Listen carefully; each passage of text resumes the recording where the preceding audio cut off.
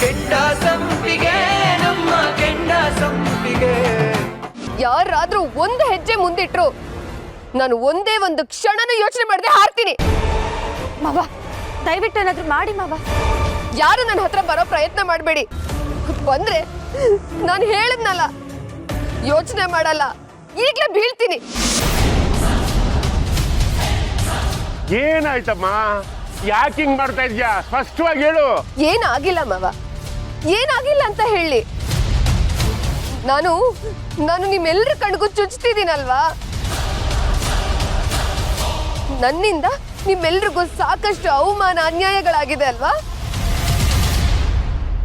ನಾನು ನಿಮಗೋಸ್ಕರ, ಈ ಮನೆಗೋಸ್ಕರ, ಮನೆಯವ್ರ ಪ್ರತಿಷ್ಠೆಗೋಸ್ಕರ ಬದುಕ್ತಿದ್ದೆ. ಆದ್ರೆ ನನಗ್ ಸಿಕ್ಕಿದ್ದೇನು? ಛೇ, ಯಾಕಮ್ಮ ಹೀಗೆಲ್ಲ ಮಾತಾಡ್ತಾ ಇದ್ಯಾ? ಈ ಮನೆ ಹಿರಿಯ ಸೊಸೆ ನೀನು ಎಲ್ಲ ಸವಲತ್ತು ಕೊಟ್ಟಿದೀವಲ್ಲಮ್ಮ. ಏನ್ ಕಮ್ಮಿ ಆಗಿದೆ ನಿನಗೆ? ಅದನ್ನಾದ್ರೂ ಹೇಳು ತಾಯಿ. ಯಾವ ಮಾತು ಕೇಳಿದ್ರಿ ಮಾವ? ಯಾವ ಮಾತು ಕೇಳಿದ್ರಿ?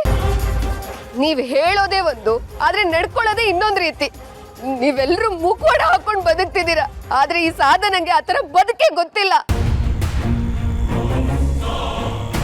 ಏನಮ್ಮ ಇದು ಏನ್ ಮಾಡ್ಕೊಳಕ್ ಹೋಗಿದ್ಯಾ? ಗೊತ್ತು ಅತ್ತೆ, ಮಾವ ಅಂದ್ರೆ ಅಪ್ಪ, ಅತ್ತೆ ಅಂದ್ರೆ ಅಮ್ಮ ಅಂತ ನನಗೂ ಕಲ್ಸ್ಕೊಟ್ಟಿದ್ದಾರೆ.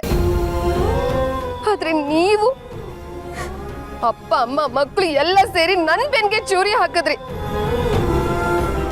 ಇಲ್ಲ ಅತ್ತೆ, ನನ್ಗೆ ಬದುಕೋ ಆಸಕ್ತಿನೇ ಹೊಟ್ಟೋಗಿದೆ. ನನಗೆ ಯಾವ ಆಸೆನೂ ಇಲ್ಲ. ಸಾಧನ,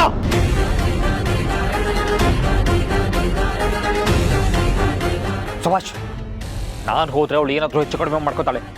ನೀನು ನಿಧಾನವಾಗಿ ಹಿಂದಿಂದ ಹೋಗಿ ಅವಳನ್ನು ಕಾಪಾಡು. ಹೋಗು ಅಣ್ಣ. ನಾನು ಮೇಲಾದ್ರೂ ಎಡಬಟ್ಟಾಗುತ್ತೆ. ನಾನು ತೀರ್ಥನಿಗೆ ಫೋನ್ ಮಾಡ್ತೀನಿ. ಅವ್ನು ಬಂದು ಮಾತಾಡಿದ್ರೆ ಎಲ್ಲ ಸರಿ ಹೋಗುತ್ತೆ. ನೀನು ಹೀಗೆ ಮಾತಾಡ್ತೀರಿ, ನಾನು ಬಂದೆ. ಸರಿ, ಬೇಗ. ಸಾಧನ, ನನ್ನ ಮಾತು ಕೇಳು ಪ್ಲೀಸ್. ಏನೂ ಮಾಡ್ಕೋಬೇಡ, ಕೆಳಗಿಳಿದು ಬಾ.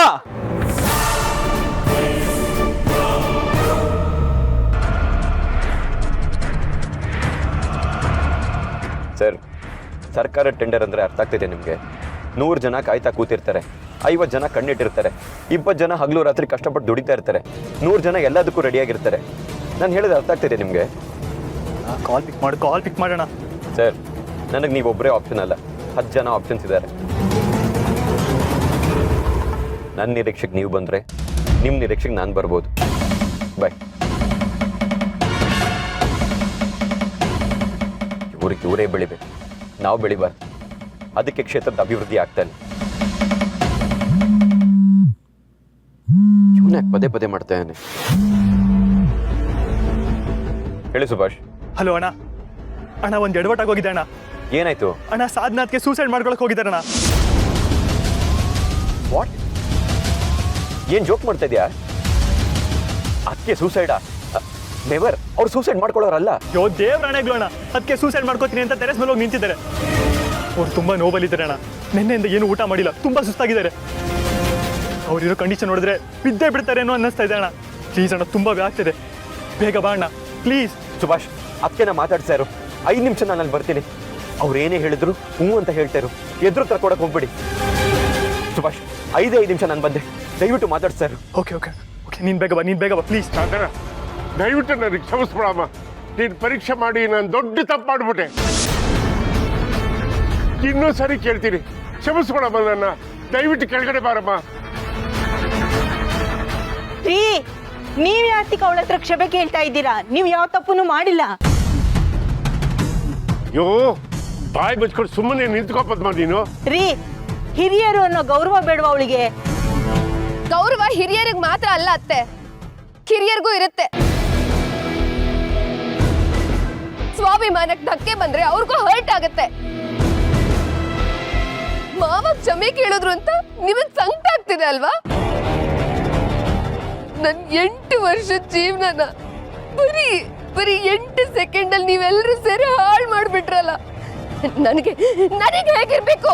ನೋಡಮ್ಮ ಸಾಧನಾ, ನಿನ್ ಮಾವ ಯಾವ್ದು ಕದ್ದು ಮುಚ್ಚಿ ಮಾಡಿಲ್ಲ, ಎಲ್ಲ ಹೇಳ್ಬಿಟ್ಟೆ ಮಾಡಿರೋದು. ಎಲೆಕ್ಷನ್ಗೆ ನೀನು ಒಪ್ಕೊಂಡಿದ್ದೆ ತಾನೆ? ಈಗ ಹೀಗ್ ಮಾಡಿದ್ರೆ ಹೇಗೆ ಹೇಳು? ನಿನ್ ಮಾವನ ಪರವಾಗಿ ನಾನು ಕ್ಷಮೆ ಕೇಳ್ತೀನಿ. ದಯವಿಟ್ಟು ಕೆಳಗಡೆ ಇಳಿದು ಬಾಮ್ಮ. ಈ ಕ್ಷಮೆ ಕೇಳಿ ಏನ್ ಬಂತಮ್ಮ? ಅವಳನ್ನ ತಲೆ ಮೇಲೆ ಇಟ್ಕೊಂಡು ಮೆರ್ಸಿದ್ರಲ್ಲ, ಮಹಾರಾಣಿ ಪಟ್ಟ ಕೊಟ್ರಲ್ಲ, ಈಗ ಅನ್ಭವಿಸಿ ನೀವು. ಮುಚ್ಚೆ ಬಾಯ್ನ. ಯಾಕಮ್ಮ ಬಾಯಿ ಮುಚ್ಬೇಕು? ಯಾಕೆ ಬಾಯಿ ಮುಚ್ಬೇಕು? ಇದೆಲ್ಲ ತಪ್ಪು ಆಗ್ತಿರೋದು ನಿಮ್ಮಿಂದಾನೆ. ಇದಕ್ಕೆಲ್ಲ ನೀವುಗಳೇ ಕಾರಣ. ಅರ್ವಿ ನಿನ್ ಕೈ ಮುಗಿತೀನಿ, ಸ್ವಲ್ಪ ಬಾಯಿ ಮುಚ್ಕೊಂಡು ಸುಮ್ಮನೆ ಇರಮ್ಮ ನೀನು. ಬಾ ಮಗಡೆ, ಕೆಳಗಡೆ ಬಾ, ನಿಧಾನ ಕೂತ್ಕೊಂಡು ಮಾತಾಡೋಣ. ಬಾರಮ್ಮ ಬಾ. ಅಕ್ಕ, ದಯವಿಟ್ಟು ನನ್ನ ಮಾತು ಕೇಳಿ. ನೋಡಿ, ಧೃತಿ ತುಂಬಾ ನೊಂದಿದ್ದಾಳೆ. ಏಯ್, ಮಾತಾಡ್ಬೇಡ. ನೀನು ಮಾತಾಡ್ಬೇಡ ಅಂತ ಹೇಳಿಲ್ಲ ನಾನು. ಅವಳಿಗೆ ಮಾತಾಡ್ಬಾರ್ದು ಅಂತ ಹೇಳಿ, ಇಲ್ಲಾಂದ್ರೆ ನಾನು ಈಗ್ಲೇ ಹಾರ್ತೀನಿ. ಹಾಗಲ್ಲ ಅಕ್ಕ, ಅದು ಏಯ್ ಮಾತಾಡ್ಬೇಡ ಅಂತ ಅರ್ಥ ಆಗಲ್ವಾ? ನೀನ್ ಸ್ವಲ್ಪ ಸುಮ್ಮನೆ ಇರಮ್ಮ, ಬಾಯಿ ಮುಚ್ಕೊಂಡು. ನನ್ನ ಹೆಂಡತಿ ಜೊತೆ ನೀನೇನ್ ಮಾತಾಡೋದು? ಸಾಧನಾ ನೋಡು, ನಾವಿಬ್ರು ಬೇರೆ ಮನೆ ಮಾಡೋಣ ಅಂತ ನೀನ್ ಹೇಳ್ತೇ ತಾನೆ, ಹಾಗೆ ಮಾಡೋಣ.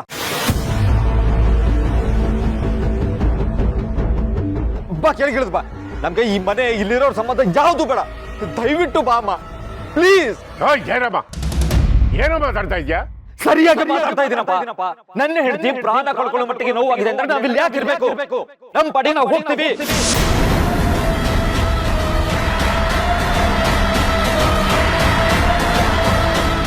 ಜೈ, ನೀನು ನಾಟಕ ಮಾಡಬೇಡ. ಊಸರವಳ್ಳಿ ನೀನು, ದೊಡ್ಡ ಊಸರವಳ್ಳಿ ನೀನು. ನಿಮ್ಮ ಅಪ್ಪನ ಮುಂದೆ ಒಂಥರ ಕುಣಿತ್ಯಾ, ನನ್ ಮುಂದೆ ಒಂಥರ ಕುಣಿತ್ಯಾ. ನೇರವಾಗಿ ಇರೋದಕ್ಕೆ ಬರಲ್ಲ ನಿನಗೆ. ಸಾಧನಾ, ಏನ್ ಮಾತಾಡ್ತಾ ಇದ್ಯಾ ನೀನು? ಅಮ್ಮ ಪ್ಲೀಸ್ ಅಮ್ಮ, ನಿನ್ನ ತಮ್ಮಯ್ಯ ಅನ್ಬಿಡ್ತೀನಮ್ಮ, ಕೆಳಗಿಳಿ ಅಮ್ಮ.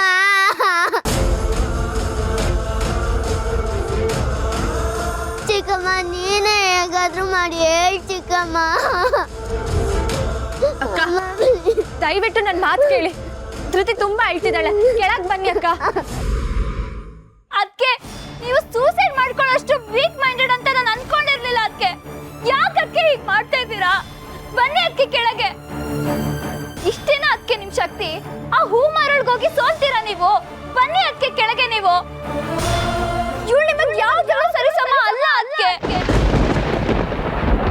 ಜಾನ್ವಿ, ಮುಚ್ಚು ಬಾಯ್. ದೇಶದ ಮಾತುಗಳನ್ನ ಈ ಸಮಯದಲ್ಲಿ ಆಡೋದು. ಬಾಯಿ ಮುಚ್ಕೊಂಡಿರು ಅಂದ್ರೆ ನಿಂಗೆ ಅರ್ಥ ಆಗಲ್ವೇನೆ? ಅಮ್ಮ ಬಾಮ ಪ್ಲೀಸ್ ಅಮ್ಮ. ಇಲ್ಲ ಕಂದ, ನಾನ್ ಬರಲ್ಲ.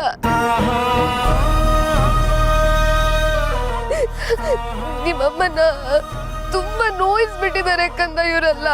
ಸಂಕಟ ಆಗ್ತಿದೆ ನನ್ಗೆ. ಮಮ್ಮ ಯಾರಿಗೂ ಬೇಡ ಅಂತೆ ಪುಟ್ಟ. ನಿಮ್ಮಮ್ಮಂಗ್ ಬೆಲೆನೇ ಇಲ್ಲ. ಇಲ್ಲ ಪುಟ್ಟ, ನನ್ ಕ್ಷಮಿಸ್ಬಿಡು. ನಾನು ಹೋಗ್ತೀನಿ, ನನ್ ಕೈಲಿ ಆಗ್ತಿಲ್ಲ. ನೋಡಿ ಪ್ಲೀಸ್, ನಿಮ್ಮೆಲ್ರಿಗೂ ಕೈ ಮುಗ್ದು ಕೇಳ್ಕೊತೀನಿ. ಇದೊಂದು ರಿಕ್ವೆಸ್ಟ್ ನನ್ನಿಂದ. ನೋಡಿ, ನನಗ್ ಮಾಡ್ದಾಗೆ ನನ್ನ ಮಗುಗೂ ಮಾಡಬೇಡಿ ಪ್ಲೀಸ್. ಅವಳನ್ನ ಚೆನ್ನಾಗಿ ನೋಡ್ಕೊಳ್ಳಿ.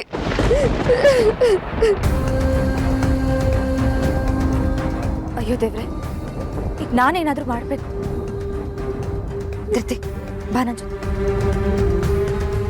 ಏಯ್, ನಿಂತ್ಕೊಳ್ಳೆ. ಎಲ್ಲಿಗೆ ಹೋಗ್ತಾ ಇದ್ಯಾ? ಜಾನ್ವಿ, ಬಾಯಿ ಮುಚ್ಕೊಂಡಿದ್ರೆ ಸರಿ ಇವಾಗ, ಇಲ್ಲ ನಾನೇ ಬಾರಿಸ್ತೀನಿ ನಿಂಗೆ.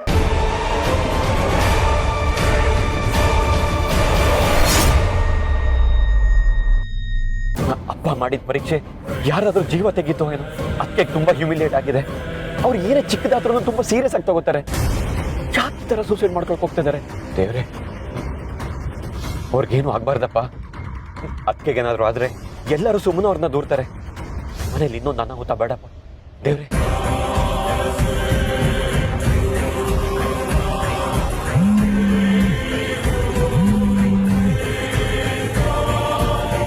ಹಲೋ ಸುಭಾಷ್. ಹಲೋ, ಹೇಳೋಣ. ಸುಭಾಷ್, ಯಾವುದೇ ಕಾರಣಕ್ಕೂ ಸುಮ್ಮನೆ ಅವ್ರನ್ನ ಹತ್ರ ಹೋಗ್ಬಿಡ್ಬೇಡ. ಅವ್ರನ್ನ ಇಂಟರ್ಫಿಯರ್ ಆಗಕ್ ಬಿಡ್ಬೇಡ. ಸುಮ್ಮನೆ ಅವ್ರನ್ನ ದೂರ ಇರಕ್ಕೆ ಹೇಳು. ಯಾವುದೇ ಕಾರಣಕ್ಕೂ ಅವರು ಅದಕ್ಕೆ ಜೊತೆ ಮಾತಾಡಬಾರ್ದು. ಅಯ್ಯೋ ಅಣ್ಣ, ಈಗ ತಾನೇ ಸುಮನಾಥ್ಗೆ ಸಾಧನಾಥ್ಗೆ ಜೊತೆ ಮಾತಾಡ್ತೀನಿ ಅಂತ ಧೃತಿನ ಕರ್ಕೊಂಡು ಮೇಲೆ ಹೋದ್ರು. ನೋ ಸುಭಾಷ್, ಅವ್ರನ್ನ ಹತ್ರ ಹೋಗಿ ಬಿಡ್ಬೇಡ. ಅಲ್ಲಿ ಹೋದ್ರೆ ಇಬ್ರಲ್ಲೊಬ್ರು ಪ್ರಾಣಕ್ಕೆ ಅಪಾಯ ಇದೆ. ಅಣ್ಣ, ಸುಮನ ಅದಕ್ಕೆ ಸಾಧನ ಅದಕ್ಕೆ ಕನ್ವಿನ್ಸ್ ಮಾಡಕ್ ಟ್ರೈ ಮಾಡ್ತಾ ಇದಾರಣ್ಣ. ಸುಭಾಷ್ ಅಯ್ಯೋ ಮ್ಯಾಡ್, ಸುಮ್ಮನೆ ಅವ್ರ ಹತ್ರ ಹೋಗಕ್ ಬಿಡ್ಬೇಡ. ಅದಕ್ಕೆ ಕೋಪ ಮಾಡ್ಕೊಂಡಿದ್ದಾರೆ, ನೀವು ಹೋದ್ರೆ ಇನ್ನ ಟ್ರಿಗರ್ ಮಾಡಂಗಾಗತ್ತೆ. ಅಯ್ಯೋ ಅಣ್ಣ, ಅವ್ರಿಗಾಗ್ಲೇ ಹೋದ್ರಣ್ಣ. ಸುಭಾಷ್ ಈಗ್ಲೇ ಹೋಗು, ಸುಮ್ಮನೆ ಅವ್ರನ್ನ ತಡಿ, ಅವ್ರನ್ನ ಹೋಗಕ್ ಬಿಡ್ಬೇಡ. ಸುಭಾಷ್ ನೀನ್ ಮಾತು ಕೇಳಲಿಲ್ಲ ಅಂದ್ರೆ ನಂಗೆ ಫೋನ್ ಮಾಡ್ಕೊಡು, ನಾನ್ ಮಾತಾಡ್ತೀನಿ. ಯಾವುದೇ ಕಾರಣಕ್ಕೂ ಸುಮ್ಮನೆ ಅವ್ರ ಅಕ್ಕಿ ಜೊತೆ ಹೋಗಿ ಮಾತಾಡಬಾರ್ದು. ಸುಭಾಷ್ ಬೇಗ ಹೋಗು, ಇದು ತುಂಬಾ ಸೀರಿಯಸ್ ಆಗುತ್ತೆ. ಮನೆ ಮಾನ ಮರ್ಯಾದೆ ಪ್ರಶ್ನೆ ಕಣೋ. ಸರಿ ಸರಿ ಅಣ್ಣ, ಸರಿ. ಸುಮ್ಮ ಯಾಕಪ್ಪ ಮೇಲೋದು, ಏನು ಅನಾಹುತ ಆಗುತ್ತೋ ಏನೋ ಗೊತ್ತಿಲ್ಲ. ಪರಮಾತ್ಮ ನೀನೇ ಕಾಪಾಡಬೇಕು ತಂದೆ, ನೀನೇ ಕಾಪಾಡಬೇಕು. ಸುಮನ, ನೀನ್ ಯಾಕಮ್ಮ ಮೇಲೋದೆ? ಇಲ್ಲಿ ಯಾರು ಬರ್ಬಾರ್ದು ಅಂತ ಹೇಳಿದೆ ತಾನೆ. ಯಾಕೆ ಬಂದ್ರಿ? ಯಾಕೆ ಬಂದೆ? ಅಕ್ಕ ಒಂದ್ ನಿಮಿಷ ನನ್ ಮಾತು ಕೇಳಿ. ನಾನ್ ಯಾಕೆ ನಿನ್ ಮಾತು ಕೇಳ್ಬೇಕು? ನಾನ್ ಯಾಕೆ ನಿನ್ ಮಾತು ಕೇಳ್ಬೇಕು? ನೀನ್ ಯಾರು ನನಗೆ ನಿನ್ ಮಾತು ಕೇಳೋದಕ್ಕೆ? ಹಾ, ಆಯ್ತಕ್ಕ, ನೀವ್ ನನ್ ಮಾತು ಕೇಳ್ಬೇಡಿ, ನಾನೇ ನಿಮ್ ಮಾತು ಕೇಳ್ತೀನಿ. ನೀವು ಕೆಳಗೆ ಬರ್ಬೇಕು ಅಂದ್ರೆ ನಾನು ಏನ್ ಮಾಡ್ಬೇಕು ಅಂತ ಹೇಳಿ. ಕೇಳ್ತ್ಯಾ? ನಾನು ಹೇಳಿದಿನೆಲ್ಲ ಕೇಳ್ತ್ಯಾ? ಅಕ್ಕ ನಿಜವಾಗ್ಲೂ ಕೇಳ್ತೀನಿ, ಏನು ಅಂತ ಹೇಳಿ. ಹಾಗಾದ್ರೆ ಈಗಲೇ ಮನೆ ಬಿಟ್ಟು ಹೋಗು.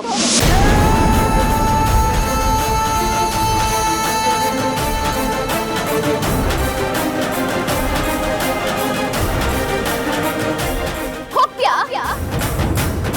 ಸಾಧನ, ದಯವಿಟ್ಟು ಮನೆ ಹೊಡೆಯೋ ಮಾತನ್ನ ಮಾತ್ರ ಆಡ್ಬೇಡಮ್ಮ. ಯಾಕತ್ತೆ? ನಿಮ್ ಮುದ್ದಿನ ಸೊಸೆ ಮನೆ ಬಿಟ್ಟು ಹೋಗ್ತಾಳೆ ಅಂತ ನೋವಾಗ್ತಿದ್ಯಾ? ಆಯ್ತು ಬಿಡಿ, ನೀವು ಇವಳ ಜೊತೆಗೆ ಇದ್ದು ಬಿಡಿ. ಎಲ್ಲ ನನ್ನ ಕರ್ಮ. ನಾನೇ ಹೋಗ್ತೀನಿ. ಅಕ್ಕ ಅಕ್ಕ ದಯವಿಟ್ಟು ನನ್ ಮಾತು ಕೇಳಿ, ಕೈ ಮುಗಿದು ಕೇಳ್ಕೊತೀನಿ, ಏನು ಅನಾಹುತ ಮಾಡ್ಕೋಬೇಡಿ ಅಕ್ಕ.